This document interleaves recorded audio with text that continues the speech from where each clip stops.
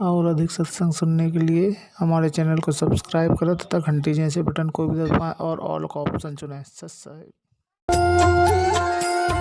गीता 18 के श्लोक नंबर 62 में भगवान स्वयं कह रहे हैं कि अर्जुन उस परमेश्वर की शरण में जा जिसकी कृपा से परम शांति व शाश्वत स्थान अर्थात सतलोक को प्राप्त होगा। वो परमेश्वर कौन है, कहां है, कैसा है, जानने के लिए कृपया अवश्य सुनिए जगत गुरु तत्वदर्शी संत रामपाल जी महाराज के अमृत वचन। कागभूषण जी ने गरुड़ जी से कहा कि गरुड़ जी, एक बार मुझे मानुष जीवन प्राप्त था और मेरी 20 वर्ष की आयु थी। उसमें एक भयंकर अकाल गिर गया, दुर्भिक्ष, जिसमें मेरा पूरा परिवार, माता पिता, 2 भाई बहन और थे, वो सभी मृत्यु को प्राप्त हो गए। मैं 20 वर्ष की आयु था, माता पिता वृद्ध थे, भाई बहन छोटी आयु के थे। वो उस भूख को सहन नहीं कर सके। उनकी मृत्यु के उपरांत आसपास के क्षेत्र में भी बुरा हाल था, लाखों लोग मर गए थे।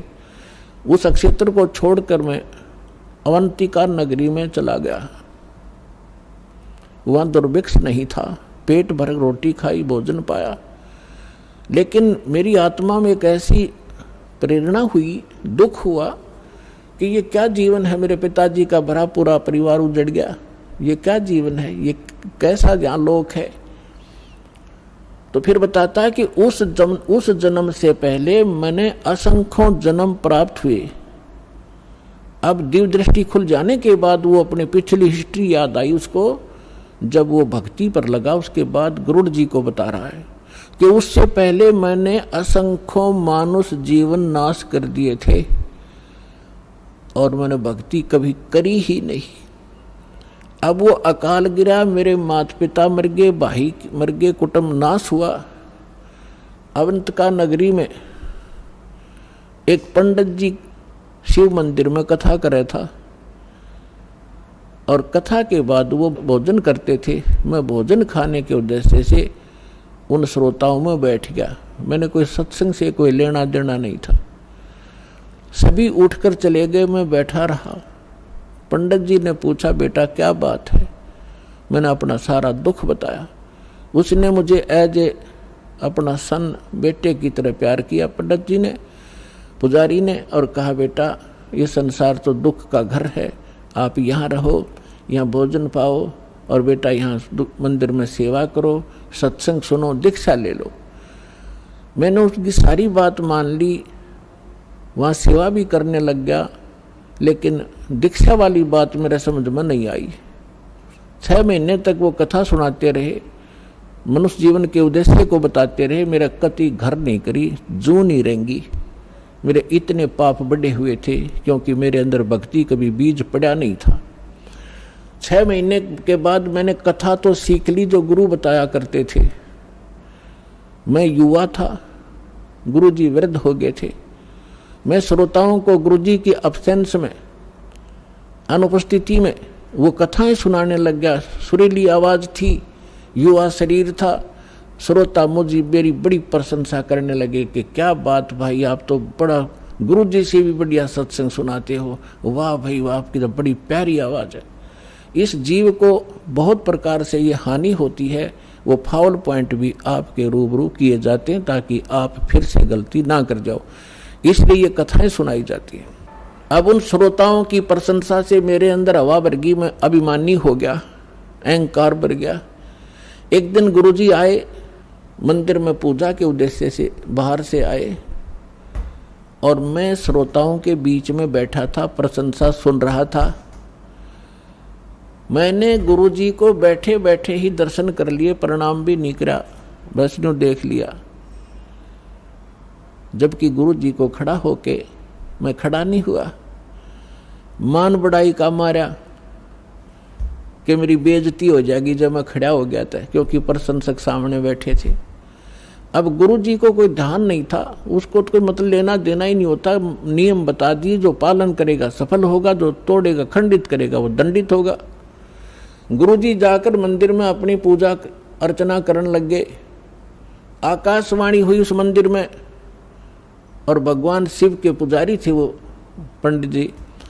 आकाशवाणी हुई, भगवान शिव ने कहा कि रे धुरत, तेरे को 1 लाख वर्ष के लिए नरक में डालूंगा। ये आकाशवाणी सुन ली गुरुजी ने। अपने आत्माओं, परमात्मा कबीर साहब कहते हैं बहुत प्यारा बालक माँ का। गुरु पिता को अपना बेटा या बेटी बहुत प्यारी होती है, लेकिन माँ को पिता से भी कई गुना और प्रेम बच्चों में होता है, स्वाभाविक है। और कहते हैं गुरु जी को उससे भी 100 गुना होता, माँ से भी ज़्यादा 100 गुना प्यारे होते अपने शिष्य। उनके भविष्य के बारे में वो इतना चिंतित रहता है। कहते हैं बहुत प्यारा बालक माँ का, उनसे बढ़कर शिष्य गुरुओं का। तो यहाँ गुरुजी ने जब सुना कि कागभूषण को, उसका नाम कुछ अन्य था, कि भगवान शिव कैसे नाराज हो गए इस बालक पर, क्या गलती की, वो एकदम छोड़कर पूजा को आया कि बेटा क्या गलती की तूने, अक्षमा याचना कर। रे बालक दर शिव का ध्याना, ताते बख्शे तेरे प्राणा। तो गुरुजी ने प्रार्थना की, हे भगवान शंकर, हे महाराज, क्या गलती होगी आपके बच्चे से, माफ करो, बालक है, माफ करो, बालक है। तब आकाशवाणी हुई कि इस धूर्त ने मेरे भक्त की इंसल्ट की है। जब ये गुरु के साथ ऐसा व्यवहार कर सकता है तो मेरे साथ कैसा करेगा। पुण्यात्माओं, परमेश्वर कबीर जी भी कहते हैं कि गुरु गोविंद कर जानियो, रहियो शब्द समाए, मिले जब दंडवत बंदगी, नहीं तो पल पल ध्यान लगावे। गुरु मानुष कर जानते ते नर कहिए अंध, हुआ दुखी संसार में फिर आ गए यम के फंद।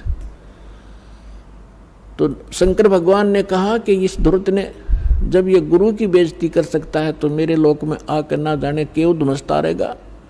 ऐसे धुर्त की मुझे आवश्यकता नहीं है, इसको नरक में ठोकूंगा 1 लाख वर्ष के लिए। अब गुरु जी ने फिर कई घंटों तक प्रार्थना की, आपका बालक है, बच्चा है, क्षमा करो दाता, कुछ हल्की सजा करो इसकी। तब उसने कहा कि भाई देखो, मेरा वचन खाली नहीं जागा, जो बोल दिया ये वापस मैं ले नहीं सकता, इसको नरक में तो रहना पड़ेगा, लेकिन वहाँ यमदूतों से इसको कष्ट नहीं होने दूंगा। अब कागभूषण कहता है फिर मेरी कुछ समय के बाद मृत्यु होगी, मुझे 1 लाख वर्ष तक नरक में रहना पड़ा, लेकिन वहाँ यमदूतों ने भगवान शंकर की आज्ञा से मुझे कष्ट नहीं दिया, लेकिन रहना पड़ा नरक में। अब उदाहरण के लिए दास आपको सुनाता है कि जैसे कोई वर्तमान सरकार का मंत्री है और मंत्री का कोई मित्र है, उसकी किसी कारण से जेल हो जाती है, तो वो मंत्री उसको जेल से नहीं छुड़वा सकता। वहाँ के कर्मचारी अधिकारियों को, जेल सुप्रिटेंडेंट को कह देगा कि इसको कुछ नहीं कहना है, तो रहेगा जेल में, लेकिन वो उसको सजा कुछ नहीं, उसको दिक्कत कुछ नहीं करेंगे। तो वह सजा तो होए गई, वह दिक्कत हो या ना हो, कहने का भाव ये। तो फिर ये कागभूषण क्या बताता है कि उसके बाद मैं 1 लाख वर्ष यम उस नरक न भोगे के फिर मेरा जन्म हुआ। तो एक लोम, उस समय मेरा भक्ति बीज गिर गया, वो उस जन्म में, उससे पहले मेरा भक्ति बीज पड़ा नहीं था। उसके बाद फिर देखो, कहते मेरा जन्म हुआ, भक्ति की प्रेरणा बनी रही, इधर उधर भटकता रहा, संतों के पास गया, और जैसे कुछ संतों से ऐसा वैसा ज्ञान सुना कि भगवान तो निराकार है, निर्गुण है, उसी की भक्ति करनी चाहिए, सरगुण की भक्ति से कोई लाभ नहीं है। ये मेरे आत्मा में अन्य संतों से ज्ञान ग्रहण करके घर कर गई थी। अब बात, एक दिन लोमस ऋषि कथा कर रहे थे, वहाँ जाकर मैं कथा सुनूं था, और लोमस ऋषि जी सरगुण के ऊपर कथा कर रहे थे, सरगुण भगवान के ऊपर। तो मैंने कहा कि ऋषि जी सरगुण तो सब नाश हो जाई, मैं तो हूँ निर्गुण का अधिकारी, मुझे तो निर्गुण कथा सुना भगवान की। लोमस ऋषि ने बहुत से प्रमाण दिए कि बेटा सरगुण बिना निर्गुण क्या गावे। अगर भगवान को आपने सरगुण में नहीं देखा तो निर्गुण का क्या लाभ उसका। अब जैसे वृक्ष बीज के माही है, जैसे वृक्ष बीज के अंदर वृक्ष होता है, जैसे वृक्ष बीज सब ठोरा, जब उग गए तब दिखे मोरा। एक आम का गुठली है और वह गुठली के अंदर वो आम निर्गुण रूप में है, निराकार समझो, जैसे तुम निराकार कहते हो। तो उस निराकार का क्या करेगा, आम का तो ये बता देंगे इस गुठली में आम है, पेड़ है, पूरा पूरा वृक्ष है इसके अंदर। तो इसके बताने से तुझे क्या लाभ हुआ। अब उस बीज को बीजा जावे गुठली को, फिर वो पौधा बने, फिर वो पेड़ बने और फिर वो आम लगे। तो सरगुण बिना निर्गुण किए गावे। तो भगवान का लाभ जो है सरगुण से ही होगा, निर्गुण के गीत गान तो नहीं होगा। अब कहने लगे मेरे ये उदाहरण बहुत से उन्होंने दिए पर मेरी बुद्धि में ग्रहण नहीं हुए। मैं उनके साथ ऊट पटांग अभद्र तरीके से प्रश्नोत्तरी करता रहा, यानी मजाक तौर पे। लोमस ऋषि ने मुझे श्राप दे दिया कि तेरा चंडाल के घर जन्म होना चाहिए, तेरे जैसे दुष्ट कार्य चंडाल, जा चंडाल बन। अब मुझे इतना एहसास हुआ कि मेरे से गलती हुई, मैंने क्रोध नहीं माना और मैं जो भी उन्होंने मुझे फटकारा डांटा, मैं ऐसे मायूस होकर देखता रहा। फिर मैंने हाथ जोड़कर चरण पकड़ के प्रार्थना की, हे ऋषि जी, इस दास को जन्म तो कहीं दे देना पर एक आशीर्वाद दे दो, मुझसे गलती तो बन ही गई कि मेरी इस भक्ति की भूल ना पड़े। तब उस ऋषि ने वो आशीर्वाद दे दिया, ठीक है बेटा, जन्म तो तेरा चंडाल काग के घर होगा लेकिन भक्ति बनी, याद बनी रहेगी भगवान की। तो फिर उसने बताया कि एक काग चंड नाम का काग था देवता, और ब्रह्मा जी की पत्नी अपनी हंसनी को लेकर जो ऋतु पर आई थी उसको गर्भवती कराना था, काग चंड के यहाँ लेगी। उनके संयोग से फिर मेरा जन्म हुआ। ऊपर से मुंह तो मेरा काग का है और नीचे का सारा शरीर देवताओं जैसा मनुष्य का है उसका। तो कहने का भाव दास का ये है। फिर क्या बताया उसने कि फिर जो मुझे आज जो वस्तु मिली, जो भक्ति मिली, एक जोगजीत नाम के संत मिले, ये परमात्मा थे। कहते हैं गोता मारूं स्वर्ग में जा बैठूं पाताल, गरीब दास ढूंढता फिरूं अपने हीरे मोती लाल। कहते फिर जोगजीत नाम के एक संत मिले, वही परमात्मा स्वयं संत रूप में कहीं भी प्रकट हो जाते हैं। तो उन्होंने मुझे वो ज्ञान सुनाया, गुरु जी मैंने कभी सुना नहीं था, लेकिन प्रारंभ में जब मैंने ज्ञान सुना मेरे मन में बड़ा जो है दुख हो रहा था कि ये विष्णु जी और ब्रह्मा जी और शिव जी से ऊपर कोई शक्ति बता रहा है। लेकिन मुझे वो डर था कि संत के साथ बेअदबी नहीं करनी चाहिए, क्योंकि मैं पहले भुगत भोगी था। लोमस ऋषि के साथ मैंने उठपटांग प्रश्नोत्तरी करके मैं बड़ा दुख पाया था। मैं उनसे विवाद नहीं किया, लेकिन नम्रता से प्रश्न करता रहा, मन में फिर करता रहा। अंत में ऐसा समझ में आया भूषण जी, गुरु जी, आज मैं जिस अतिथि में आज मैं हूँ और जो ज्ञान मुझे प्राप्त है और जो भक्ति मुझे प्राप्त है, शायद किसी को होगी। तो कहने का भाव ये है कि उसमें भक्ति बीज पड़ा कितनी कठिनता से कि 6 महीने तक ज्ञान सुनता रहा, नाम लेने की नहीं सोची। इतना अंदर हमारे जो पाप कर्म घर कर चुके होते हैं, जिन्होंने किसी जन्म में भक्ति ना की हो। और फिर भक्ति की शुरुआत हुई और परमात्मा ने उस आत्मा को अपनी शरण में लेने के लिए सारी क्रिया की। लोमश ऋषि से पहले उसको इतना डरवा दिया। यदि उस समय लोमश ऋषि काकभूषण को वो श्राप नहीं देता, वो डर उसके दिल में ना होता, तो परमात्मा का ज्ञान तो पुण्यात्माओं वो कभी नहीं सुन सकता था।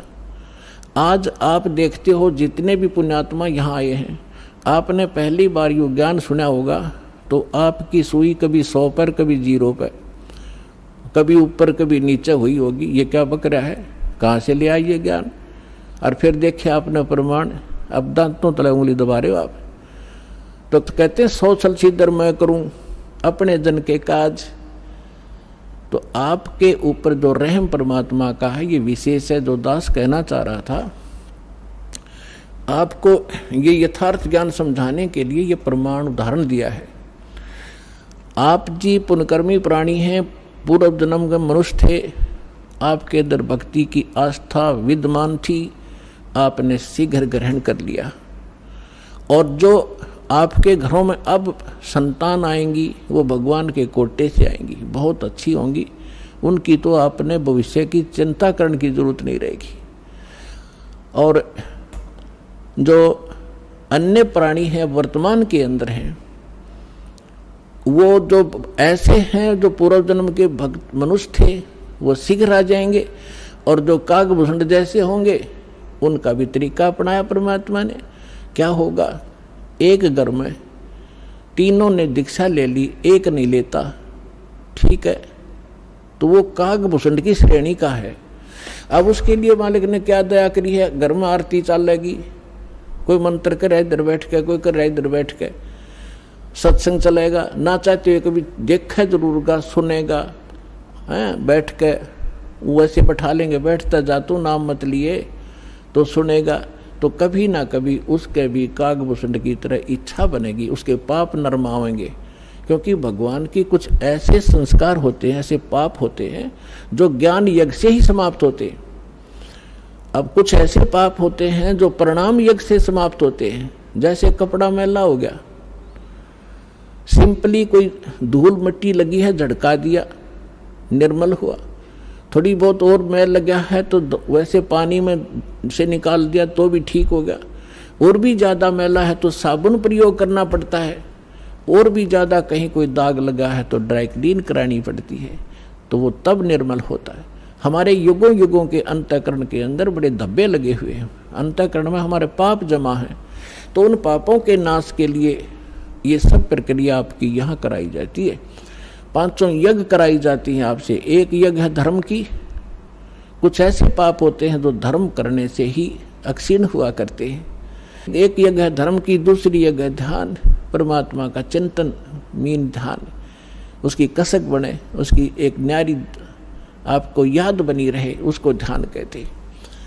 और तीसरी यज्ञ है हवन की, यहाँ पर एक ज्योति यज्ञ किया जाता है, ज्योति हवन किया जाता है, कराया जाता है।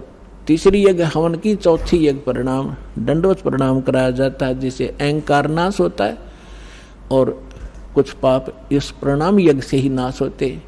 और 5वीं यज्ञ है ज्ञान की।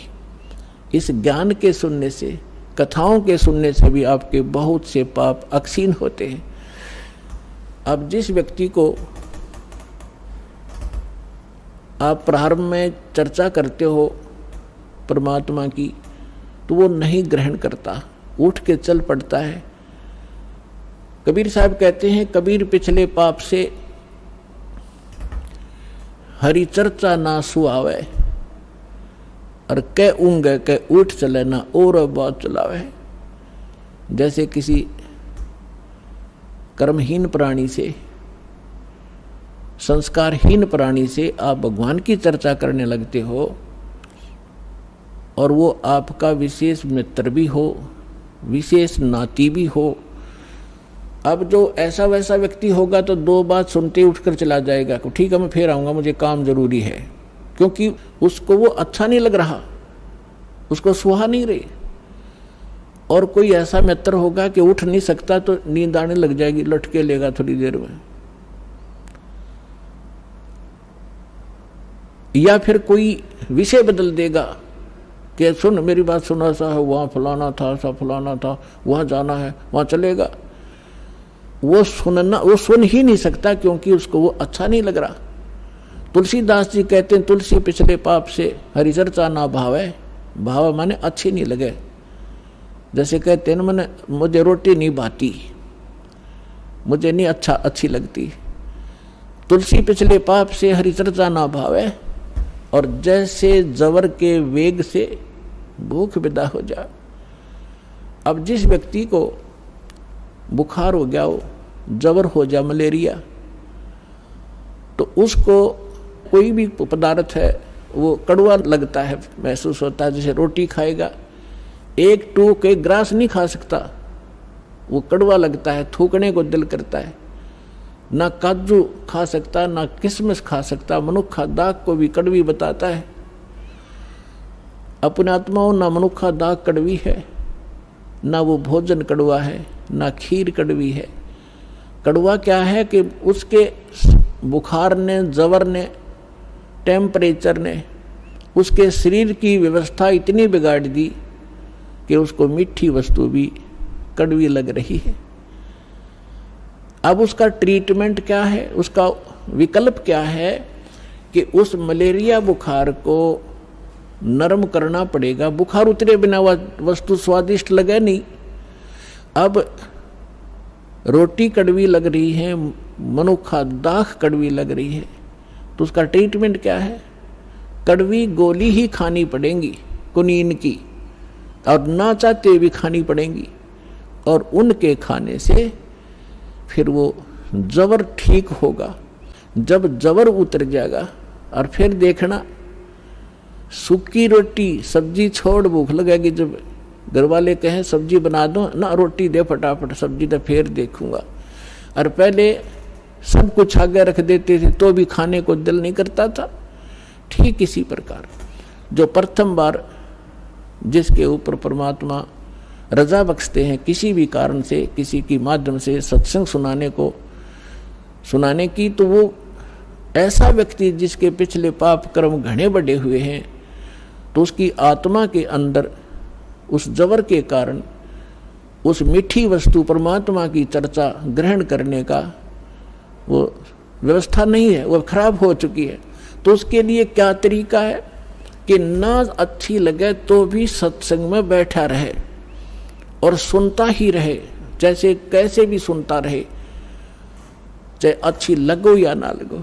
तो उस परमात्मा के वचन में, परमात्मा की वाणी में इतनी शक्ति है कि वो ना सुने, चाहे वहाँ वैसे बैठा रहे, और चाहे वो सो भी जा, जहाँ आरती चल रही हो, बाल जैसे कोई लेट गया, नींद आ गई, चलो लेट जा, सत्संग चल रहा है तो बैठ गया, बैठा रहे, चाहे कुछ भी सोचता रहे, ना सुने, चाहे दूसरे कमरे में बैठ जा लेकिन कानों में ये सुनती हो, तो वहाँ भी असर करेगी ये वाणी। उसके शरीर के पाप को, अंतःकरण के वो पाप कट जाएंगे जो ज्ञान यज्ञ से कटने होते हैं। अब जैसे एक पहले क्या होता था, सभी उपचार आध्यात्मिक तरीके से होते थे। वो भक्ति तो उनके पास थी नहीं, साधु संतों के पास। जनता में खाना रोटी प्राप्त करने के लिए वो क्या करते थे, कोई जंतर मंत्र सिद्ध कर लेते थे। कोई तो सर्प का जहर उतारने का मंत्र सिद्ध कर लिया, किसी ने बिच्छू आदि का जो जहर विष उतारने का मंत्र सिद्ध कर लिया, किसी ने कोई झाड़न का मंत्र सिद्ध कर लिया। ये कोई मोक्ष मार्ग तो नहीं था उनके पास, पर ऐसे सिद्धि कर लेते थे।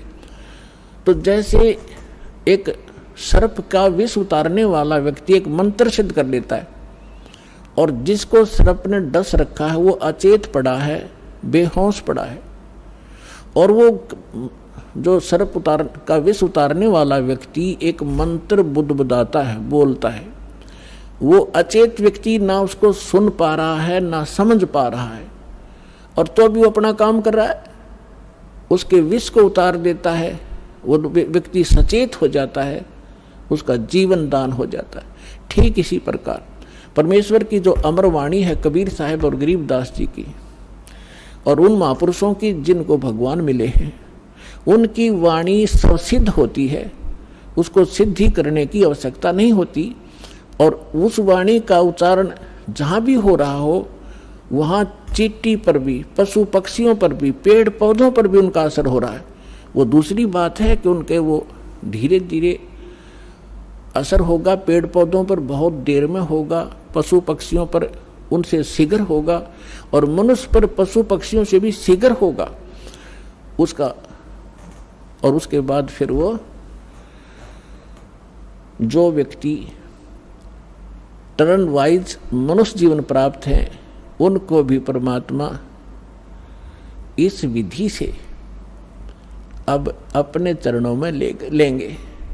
तो जब धर्मदास जी को परमात्मा ने कहा कि भाई अभी ये मूल मंत्र और मूल ज्ञान, ये सार नाम अपने परिवार को भी मत बताना, अब धर्मदास जी को चिंता बनी। धर्मदास जी ने कहा, चिंता बनी कि हे भगवान, मेरे को आपने 42 वंश का आशीर्वाद दे दिया। क्योंकि धर्मदास जी एक अच्छी आत्मा थे, लेकिन संसार के व्यवहार में वो घनाग्रस्त था। पहले उनको एक पुत्र था नारायण दास, और नारायण दास निकम्मा था, काल का दूत था। उसने परमात्मा के ज्ञान को ग्रहण नहीं किया, एक भी वचन सुना नहीं, उठकर चला जाता था। तो धर्मदास जी को ये चिंता बनी, परमात्मा ने बताया। धर्मदास जी ने कहा कि भगवान आप तो समर्थ हैं, मेरे पुत्र को शरण में ले लो, इकलौता पुत्र है, काल के हाथों चढ़ जाएगा, इसका जीवन नाश हो जाएगा।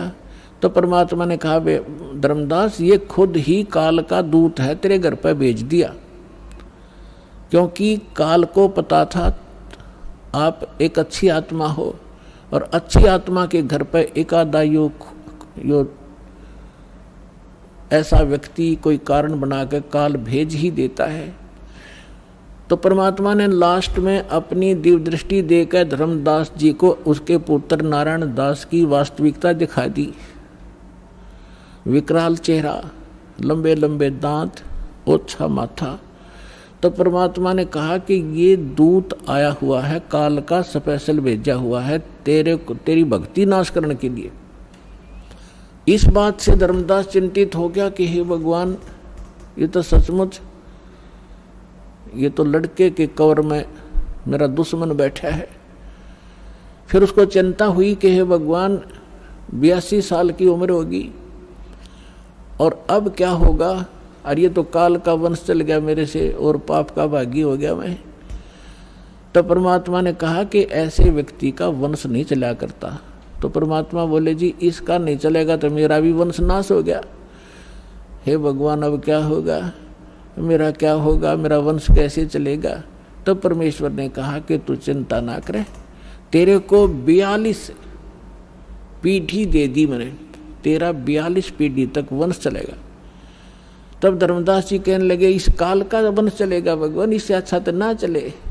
यो परमात्मा बोले, नहीं, मैं और तेरे को एक पुत्र दूंगा, उससे तेरे 42 पीढ़ी वंश चलेगा। ये अब इन्होंने गलत व्याख्या कर रखी है, कबीरपंथी जो दामा खेड़ा वालों ने एक भ्रमणा फैला रखी है कि जो दामा खेड़ा की गद्दी से नाम लेगा उसका ही मोक्ष होगा। कबीर साहब ने 42 पीढ़ी को आशीर्वाद दे रखा है, 42 पीढ़ी को नाम देने का आशीर्वाद नहीं दे रखा। धर्मदास की चिंता मिटाने के लिए ये कहा था कि तेरे को 42 पीढ़ी का वंश दे दिया, तेरा वंश चलेगा और मोक्ष उसका होगा जो सद्भक्ति करेगा और पूरे संत मेरे अधिकारी संत से लेगा।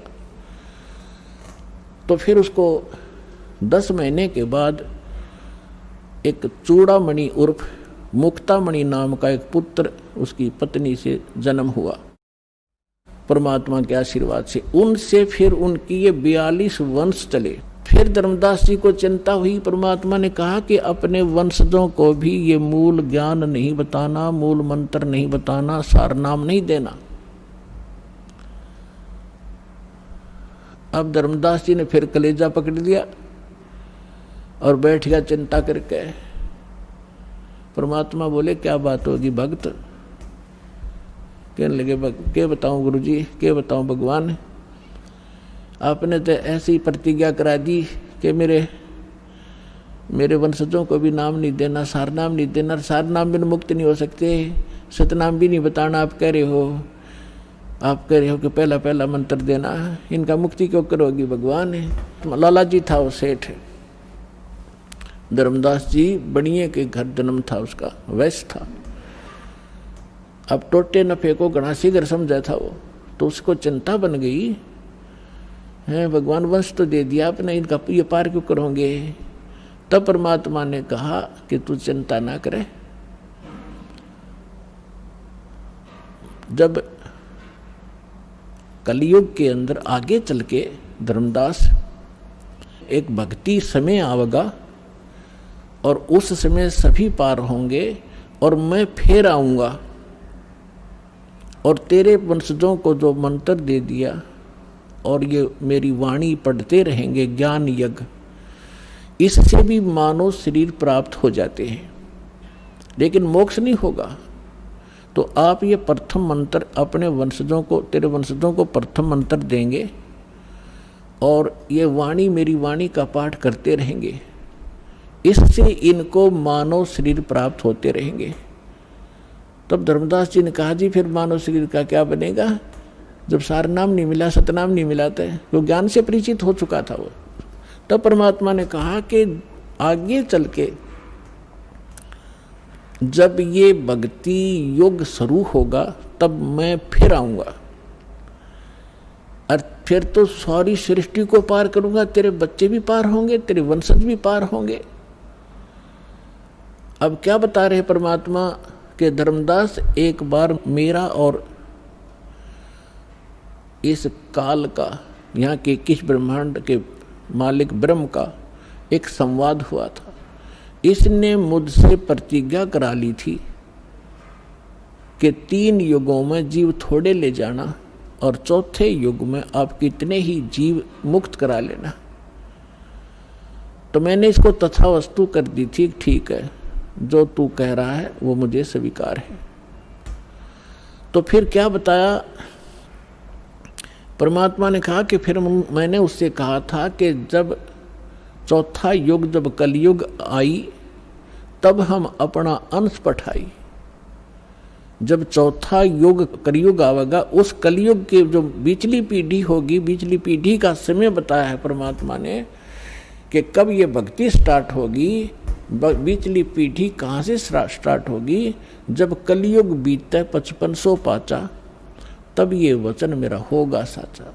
तो कलयुग जो है, जो 5505 कलयुग कब बीता है, सन 1997 से।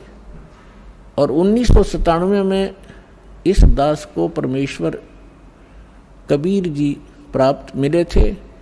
उन्होंने कहा था कि अब ये सार नाम और सतनाम बेटा सार्वजनिक कर देना, मैं तेरे साथ रहूँगा, पूरा विश्व हमारे साथ होगा, सबका कल्याण करेंगे।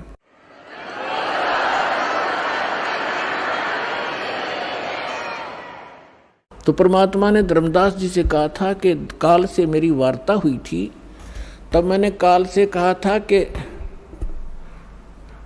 विनती तोर मान में लीनी, कि जो तूने विनती की है काल के 3 युगों में जीव ना ले जाना, चौथे युग में 3 युगों में थोड़े जीव ले जाना, चौथा युग जब कलयुग आवे तब शरण जीव बहु जावे, ऐसा वचन हर मोय दीजे, तब गमन संसार ही कीजिए। तब परमात्मा ने कहा था विनती तोर लीन में मानी और मोकू ठगे काल अभिमानी। फिर परमात्मा ने कहा कि चौथा युग जब कलयुग आई तब हम अपना अंश पठाई। जब चौथा युग कलयुग आवेगा तब हम अपना अंश, अपनी प्यारी आत्मा को भेजूंगा। अब उसको ये कहे कि मैं आऊँगा या ऐसे आऊँगा, तो वो काल नहीं समझ पावा था। इसलिए परमात्मा कहते हैं 100 छल छिद्र मैं करूं अपने जन के काज। तो क्या बताया था कि चौथा युग जब कलयुग आई तब हम अपना अंश पठाई। काल फंद छूटे नरलोई, काल का फंद, काल का बंधन छूटे नरलोई, सब नर नारियों का ये बंधन छूटेगा और सकल सृष्टि परवानिक होई। पूरा विश्व मंत्र लेगा, परवानिक माने दीक्षित होगा।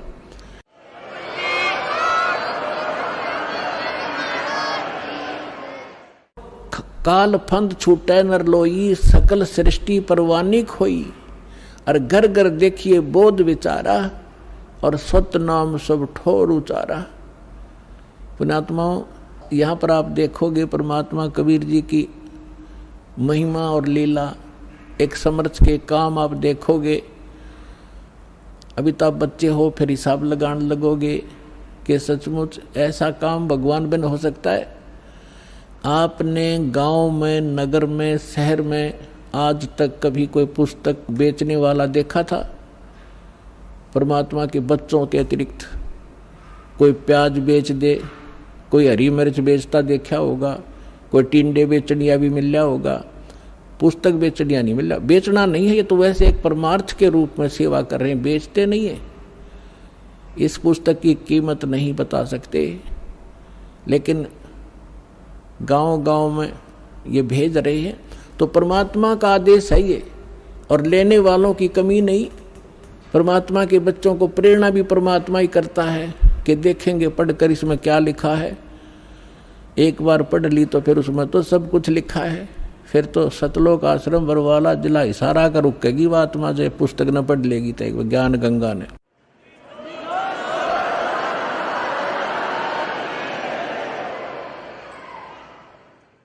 तो परमात्मा क्या बोला था उस समय 600 वर्ष पहले पुण्यात्माओं, उसका एक एक वचन 100 का 100 सत्य होगा। किसी डूम बाट के गीत नहीं, समर्थ का वचन है, जिसके एक वचन से सूर्य और पृथ्वी और सब ब्रह्मांड चल रहे हैं।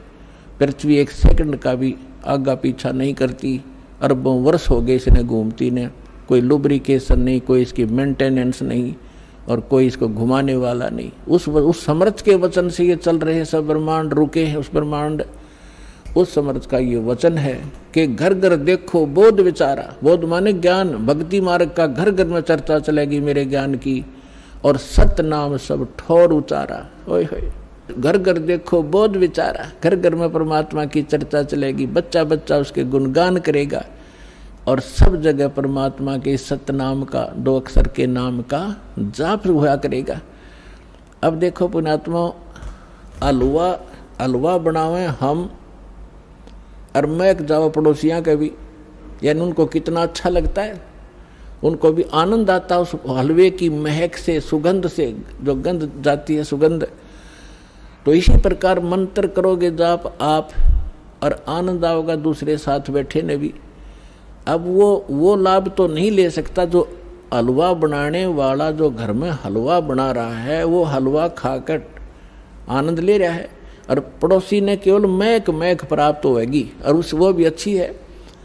एक तो घर में दारू काट है, शराब बनाओ तो पड़ोसी का भी नशा हो, बूंडा लग गया, उसने छींक आवे। अरे घर में हलवा बने तो पड़ोसी तो अच्छी ही वो जाती है उसकी संदेश। तो इसी प्रकार जो सुमन करोगे, वो तो हलवा तो आप खाओगे, लेकिन उसकी महक पड़ोसी को भी आभास होगा उसको। तो इस प्रकार इस परमात्मा का मंत्र घर घर में चलेगा। कोई बस में बैठे जाते हो, ट्रेन में बैठे हो, कोई सिमरण कर रहा श्वास का, कोई कर रहा प्रथम मंत्र मन मन में, तो पास में बैठे यात्रियों के भी उसका प्रभाव पड़ेगा, और एक ना एक तो उनके पाप नाश होंगे वो, और आत्मा जागेगी। इस प्रकार से परमात्मा ने पूरे विश्व को, अपने बच्चों को शरण में लेना ही लेना है। चाहे आज कोई हिंदू है, चाहे कोई मुसलमान है, चाहे सिख है या ईसाई है, हम बगैर ज्ञान के बढ़ते चले गए। अब हमें पता चलेगा आज मृत्यु होगी, हम हिंदू हैं, कल मृत्यु हो जा, हम अमेरिका में पैदा हो गए, ईसाई का झंडा उठा लिया है, और फिर मृत्यु हो गई, हम मुसलमान का, फिर मुसलमान का झंडा उठा लिया। हम हैं कौन, हम आए कहाँ से हैं, मनुष्य जीवन का उद्देश्य क्या है, तो ये इस तत्व ज्ञान से पता चलेगा। फिर क्या बताया परमात्मा ने कि कलयुग बीते 5500 पाचा, तब ये मेरा वचन होगा साचा। 600 वर्ष पहले ये बात कहना कि घर घर में मेरे ज्ञान की चर्चा होगी और मेरा ही ज्ञान रहेगा, पूरा विश्व मेरी भक्ति करेगा धर्मदास। तो धर्मदास का गलेवा उतरा नहीं थी। तो परमात्मा ने कहा कि कलयुग बीते 5500 पाचा, तब ये वचन मेरा होगा साचा। कलयुग बीत जावे जब एता, और सभी जीव परम पुरुष पद चेता। ओए होए होए, आप पुण्यात्मा जो इस ज्ञान से परिचित हो चुके हो, उनका तो यह बात बिल्कुल समझ में आएगी 100% तुरंत। आप क्या देख रहे हो? आज से पहले आपने ज्ञान गंगा सुनने से पहले परम पुरुष का ज्ञान नहीं था। आपने केवल अपने ही देवी देवताओं का ज्ञान था, और स्वर्ग लोक तक हम उत्तम स्थान मान्या करते। एक ये राधा स्वामी पंथ है जो गुरु नानक देव जी के और कबीर जी की वाणी को पढ़ पढ़ा के कहीं की ईंट कहीं का रोड़ा जचा गए। ये सतलोक सचखंड और सतनाम ये बताने लगे थे। इन्हें कख नहीं पता, कैख है भी नहीं पता भक्ति मार्ग। ये क्या बताते हैं? सतलोक में परमात्मा निराकार है, चेतन ही चेतन है, प्रकाश ही प्रकाश है। और फिर सतलोक कैसा है, सतनाम क्या है, सारनाम क्या है, सार शब्द क्या है, सतलोक क्या है, सतपुरुष क्या है। इनके परम धनी के वचन है शिवदयाल जी के, जिससे युवराधा स्वामी धन धन सतगुरु सच्चा सौदा जनो दाड़ा जय गुरुदेव या निरंकारी परंकारी जितने पंथ हैं ये उसी से निकले हैं, उसी के आधार से। वो क्या बताता है कि वही सतनाम है, सतनाम वही सतपुरुष है, सतनाम ही, और सतनाम ही सतलोक है, सतनाम ही सार शब्द है, सतनाम ही सतपुरुष है, सतनाम ही सार नाम है। कख है इनको पता। तो अब कहते हैं परमात्मा ने कहा है कि कलयुग बीत जावे जब एता, और सभी जीव परम पुरुष पद चेता। ओए है परम पुरुष। गीता जी अध्याय नंबर 15 के श्लोक नंबर 16 और 17 में 3 पुरुष हैं। एक सरपुरुष, यह ब्रह्म है 21 ब्रह्मांड का स्वामी, और एक अक्षर पुरुष जो 7 संग ब्रह्मांड का मालिक है। ये दोनों परम पुरुष नहीं है। इसलिए गीता अध्याय नंबर 15 के श्लोक 17 में तुरंत कहा है कि उत्तम पुरुष है तू अन्य परमात्मा इति उदाहरत है। यह लोक तरम अविश्य विभर्ति अवैश्वर है कि वो परम पुरुष तो कोई और है। उत्तम पुरुष, परम माने श्रेष्ठ, परम पुरुष, उत्तम पुरुष, श्रेष्ठ पुरुष, पुरुष माने परमात्मा, वो तो कोई इन दोनों से भी अन्य है, सरपुरुष और अक्षर पुरुष से। और वही तीनों लोकों में प्रवेश करके सबका धारण पोषण करता है। गीता अध्याय नंबर 18 के श्लोक 62 में कहा कि अर्जुन तो सर्वभाव से उस परमेश्वर की शरण में जा। एक ईश, एक ईश्वर, एक परमेश्वर। ईश ये सरपुरुष है और ईश्वर ये अक्षर पुरुष है। परमेश्वर वो परम अक्षर पुरुष है, परम अक्षर ब्रह्म है। तो उस परमेश्वर की शरण में जा, उसकी कृपा से ही तू परम शांति को और सनातन परम धाम को प्राप्त होगा। सनातन शाश्वतम स्थानम, सदा रहने वाले अविनाशी स्थान को प्राप्त होगा। गीता अध्याय नंबर 15 के श्लोक नंबर 4 में कहा कि तत्वदर्शी संत की प्राप्ति के उपरांत उस तत्व ज्ञान रूपी शस्त्र से अज्ञान रूपी अंधकार को काटकर उसके पश्चात परमेश्वर के उस परम पद की खोज करनी चाहिए, जहां जाने के बाद साधक फिर लौटकर संसार में कभी नहीं आते। और जिस परमेश्वर ने सारे ब्रह्मांडों की रचना की है, केवल उसकी भक्ति करो और सब भक्ति त्याग दो। परमेश्वर के उस परम पद को खोजना चाहिए। तो यहाँ परमात्मा वही बात कह रहे हैं कि कलयुग बीत जावे जब एता, और सब जीव परम पुरुष पद चेता, उस परम पुरुष के उस परम पद की के सभी परिचित हो जाएंगे, उसके सभी ज्ञाता हो जाएंगे कि कोई सतलोक है जहाँ परमात्मा रहता है। वहाँ जाने से हमारे को सब सुख मिलेंगे, जन्म और मृत्यु का ये झंझट मिटेगा। अब यहाँ तो हम संग जन्म हो गए, भटकता ने, मरते और जन्मता ने, सारा जीवन संपत्ति जोड़ने में लगे रहते हैं। 1 मिनट में मृत्यु हो जाती है, वो जोड़ा जाड़ा यहीं रह जाता। आप गधा बनकर कुमार के घर खड़ा होता है। ये कोई सांग है, कोई जीवन है? क्या लक्ष्य लेकर जी रहे थे हम? तो यहाँ पता चलेगा कि सब जीव परम पुरुष पद चेता, उसके परिचित होंगे, उसके ज्ञाता होंगे कि सचमुच वहाँ जाने से पीछा छूटेगा।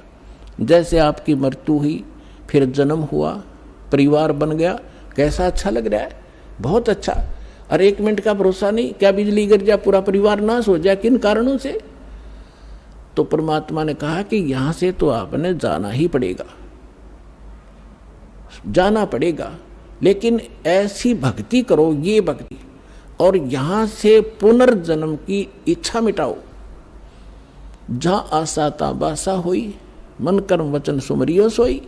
अब भक्ति करो जब तक यहाँ हो अपना यहाँ की, क्योंकि हम यहाँ रह रहे हैं तो हमारा ये कर्तव्य कर्म यहाँ भी करने पड़ेंगे।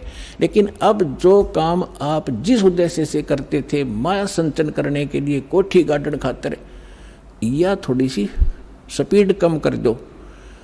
और किस लिए कर रहे हो? बच्चों का ब्याह करना पड़ेगा, लड़की होगी दो, कैसे ब्याह होंगे, दहेज देना पड़ेगा। नहीं, कुछ ही दिनों में ये सभी समाप्त करेंगे। कोई दहेज ना लेगा ना देगा, लेगा ही नहीं कोई। उसको पता चलेगा क्यों ऋणी बना मैं, आज मैं पैसा ले रहा हूं, कल मैं इसका गधा बनकर पूरा करूंगा, बैल बनकर करना पड़ेगा, कोई भैंस गाय बनकर इसके घर बंधना पड़ेगा। क्यों सिर में दर्द करा?